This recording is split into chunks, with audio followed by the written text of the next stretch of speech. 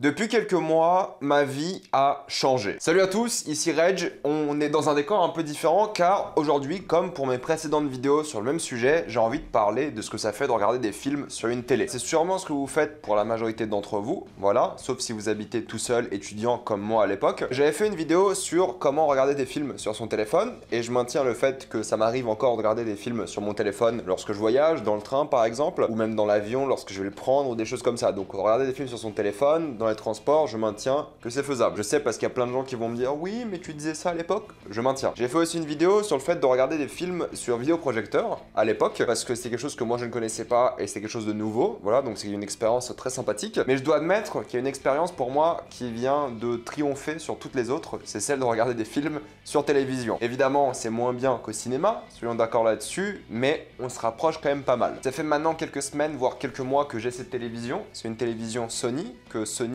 m'ont eux-mêmes envoyé. Ils me l'ont envoyé, ils m'ont dit voilà, si t'aimes bien la télé, ça serait cool que t'en parles en vidéo, mais je suis pas quelqu'un qui fait des tests, voilà, je suis pas quelqu'un de très technique, je connais les technologies, je les comprends et on va en parler aujourd'hui, mais je peux pas vous faire des tests extrêmement précis, détaillés comme une chaîne tech. Là, ce que je peux vous donner, c'est mon regard de cinéphile sur quelqu'un qui a regardé des films sur littéralement tous les supports. J'ai même regardé Shrek sur ma montre à un moment, enfin, c'était pour déconner, mais je peux le faire. Du coup, ils m'ont envoyé cette télé pour que je la teste, et j'avais acheté moi-même une télé il y a quelques semaines avant de recevoir celle-ci. C'était aussi une télé OLED, car celle-ci l'est aussi. Vous avez d'ailleurs le nom de cette télé-là qui s'affiche en bas, mais évidemment le lien sera dans la description et dans le commentaire épinglé. Merci à Sony d'avoir envoyé cette télévision que je teste depuis quelques temps maintenant et dont je ne peux pas me séparer, tout simplement. L'ancienne télé que j'avais achetée, qui était quand même une bonne marque, qui était assez impressionnante aussi, et rien à voir. Là, on est sur du haut de gamme assez incroyable. Bon, là, ce que vous voyez, c'est le bureau d'accueil, on va dire, de la télé Google TV. On va en parler en détail, mais c'est vrai que regarder des films sur télévision, c'est assez incroyable. Après, il faut prendre en compte certaines choses. Là, je sais pas si vous voyez très bien,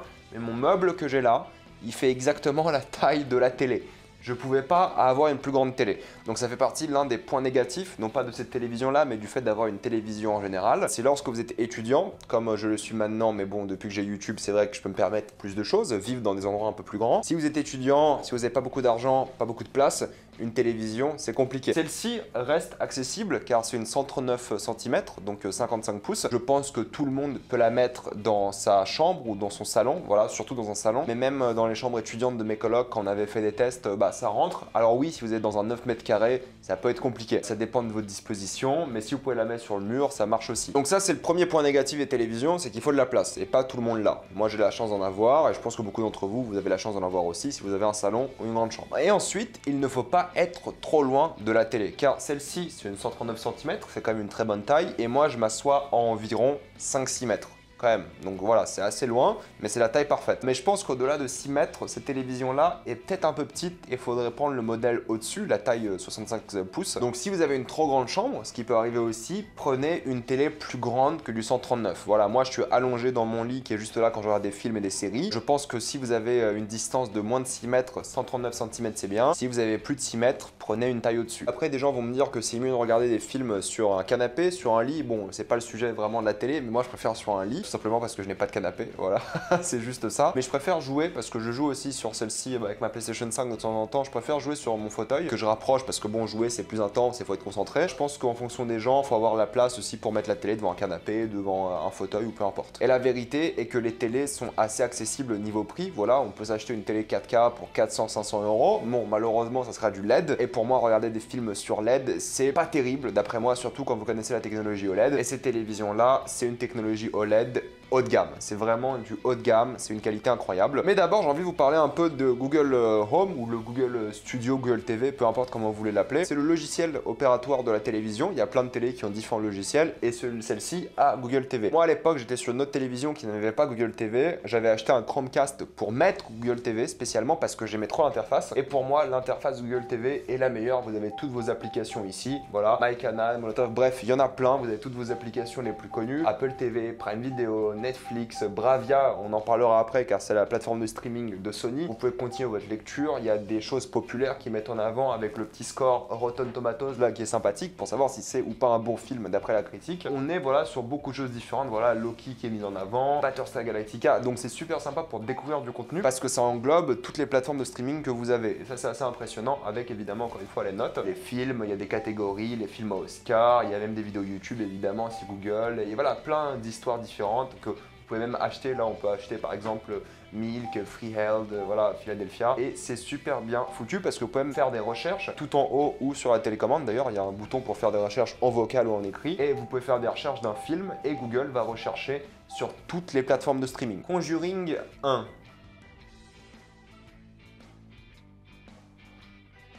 Et là, voilà, Conjuring 1, vous avez Netflix. Vous cliquez sur Netflix et ça lance automatiquement Netflix et vous l'avez. Donc Google TV, c'est vraiment une plateforme ou du moins une interface que moi j'adore et que je conseille sur toutes les télévisions. Donc cette télé, la Sony A90J 4K OLED, a évidemment un écran OLED. Ce qui est intéressant avec cette télévision Sony, c'est que plein de télévisions ont donc des écrans OLED, pas beaucoup parce que quand même ça reste un luxe l'OLED, et là vous le voyez très bien, la qualité d'image est folle, mais ce qui fait la différence entre toutes les télé OLED, parce que la dalle sera évidemment OLED, mais c'est le processeur. Là on a un processeur Bravia et c'est encore une fois un processeur haut de gamme, c'est-à-dire que c'est l'intelligence artificielle et cognitive qui va essayer d'avoir les images les plus réalistes possibles afin de se rapprocher de l'œil humain et de ce que l'on voit tous les jours. L'idée, c'est d'être le plus proche de la réalité, c'est aussi pour ça que je vous montre des images d'un documentaire pour voir un peu la réalité. Mais évidemment, là c'est un documentaire, il y a des couleurs très vives et magnifiques, mais si on prend un film, vous allez voir, ça marche aussi. Je précise aussi que pour aller rapidement sur Netflix, Disney+, Prime ou YouTube, vous avez les boutons sur la télécommande. Si on prend un film comme Mad Max, vous avez un vrai travail sur les couleurs, sur l'environnement, même avec des couleurs aussi,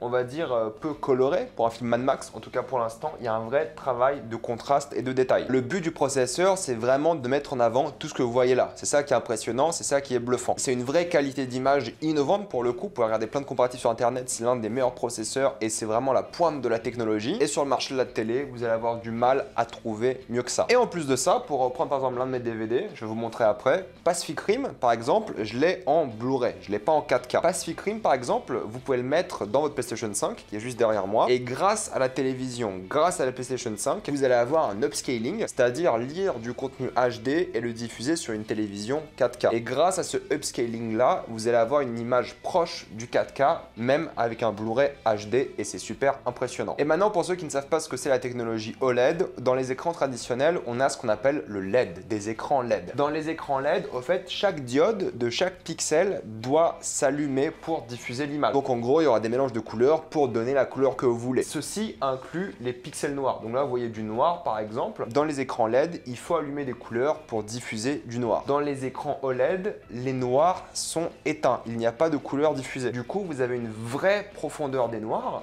ce qui crée un énorme contraste. Là, j'ai pris cette scène de Pacific Rim parce qu'elle est énormément contrastée. Il y a beaucoup de noir, c'est la nuit, mais en même temps, il y a plein de couleurs, plein de néons. Et vous voyez très bien que les couleurs sont super vives et elles sont extrêmement lumineuses. Et c'est l'une des télés les plus lumineuses du marché. Là, je filme en plein jour, vous le voyez très bien, il y a des lumières de partout. Et regardez la luminosité de l'écran. C'est super impressionnant. Pour avoir essayé une télé aussi OLED à l'époque, il y a quelques mois, que j'ai moi-même acheté, je peux vous dire que là, celle-ci, c'est incomparable. Mon autre télé, lorsque je regardais en plein jour, je me voyais dedans. Il y avait un énorme reflet et je voyais pas le film en fait. Là, de jour, aucun problème, vous regardez ce que vous voulez et c'est super vif et super bien foutu. Et en plus d'avoir des noirs super profonds, d'avoir des couleurs extrêmement vives, vous avez sur cette télé là les deux technologies super importantes, Dolby Vision et HDR10+. C'est des technologies qui retravaillent les couleurs pour les rendre encore plus belles. Et ce qui est fort, c'est que pas beaucoup de télés ont les deux technologies. Vu que c'est un peu des technologies concurrentes, en général les télévisions décident d'en avoir une ou l'autre mais pas les deux. Celle-ci a les deux. Donc vous pouvez regarder n'importe quel film, que ce soit sur Netflix, en Blu-ray ou peu importe, que ces films soient compatibles HDR ou Dolby Vision, ça sera compatible avec ces télévisions. Et ça marche aussi avec la technologie IMAX, car la télé est compatible. Et il y a plein de gens qui ont peur du calibrage, donc vous voyez juste là, et ça peut être un peu beaucoup pour eux, ils ont peur de mal comprendre certains paramètres. Moi je suis quelqu'un qui aime bien aller dans les paramètres de tous mes objets, j'ai envie de savoir et personnaliser comme je peux. Et là j'ai vraiment rien changé, parce qu'en fait la télé détecte le contenu que vous regardez. Si vous jouez à un jeu, elle détectera le jeu, si vous regardez un film, elle détectera le film, vous regardez du sport, avoir détecteur le sport, il n'y a aucun problème, les paramètres sont automatiques et c'est incroyable. Vous n'avez pas besoin de changer, tout se fait tout seul et c'est génial. Pareil pour le son, hein. Le son se calibre tout seul dès que vous lancez la télé. Honnêtement, je n'irai recommander une barre de son que si vous dépensez plus de 500 € pour une barre de son, car la qualité sonore de cette télé est incroyable. Le son est génial, il n'y a pas de résonance, c'est super bien foutu, c'est vraiment un bon son. Il y a une dalle de verre qui vibre et il y a un vrai caisson de basse impressionnant. Et un truc super sympa sur la télécommande, c'est que de une, elle marche avec votre PlayStation 5. Donc si vous appuyez sur la télécommande, elle va allumer votre PlayStation 5 connecté à votre télé et vous pouvez naviguer sur votre PlayStation 5 avec la télécommande. Pas besoin de prendre la manette si vous êtes allongé dans votre lit, vous avez juste besoin de la télécommande et vous pouvez naviguer, regarder des films. Et un truc super sympa, c'est que si vous regardez des films la nuit,